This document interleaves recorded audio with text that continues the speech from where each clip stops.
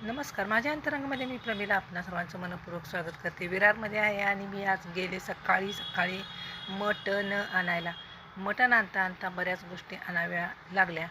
ते म्हणजे बाळाला थोडंसं खाऊ घेतला, त्याचसोबत 2 किलो कांदे, पाव किलो लसूण, एक दुधाची पिशवी, लिंबू.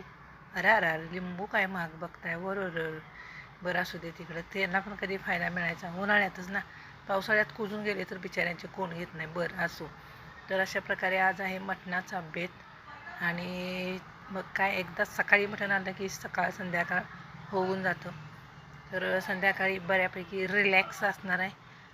त्याचबरोबर मी एक काम केलं होतं, ते म्हणजे इकडं आले की मी फ्लिपकार्टवर काही ना काही ऑर्डर करत असते. तर माझ्या जशा क्लॉथ कवर्सच्या बॅगा मी घेतलेल्या घरी, त्याच प्रकारची मी आज देखील फ्लिपकार्टवरून, म्हणजे 4-5 दिवस झाले असते मागवली होती आणि ती ऑर्डर आज आली. तर मुलगीला म्हटलं कसं लागलीच आपण हे सगळे कपडे व्यवस्थित त्या बॅगेत लावून घ्यायचे आणि मग अनबॉक्सिंग करायचं राहून गेलं होतं. बराच वेळ झाला, थोड्या वेळानं करू म्हटलं.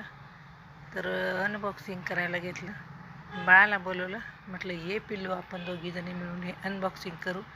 तिला काय समजे ना हे काय आले. त्यांना कसं रंगीत बिंगीत तिला वाटलं काय खेळणी वगैरे मागितली का काय आईने, पण नव्हतं. मग तिला सांगितलं हे क्लॉथ ठेवण्यासाठी असणारे बॉक्स आहेत छोटे छोटे, मागं मी घरी घेतलेत गोगव्यात, तसेच तुम्हाला देखील मागवलेत. तुझे ह्याच्यात कपडे ठेवू जेणेकरून तुला ते पटकन सापडतील. आता तिने ती मोजायला सुरुवात केली. व्हाईट का आले नाहीत असं देखील ती मला म्हणाली, पण असू दे, व्हाईट आणून काय करायचं, हेच बरं, मळलं तर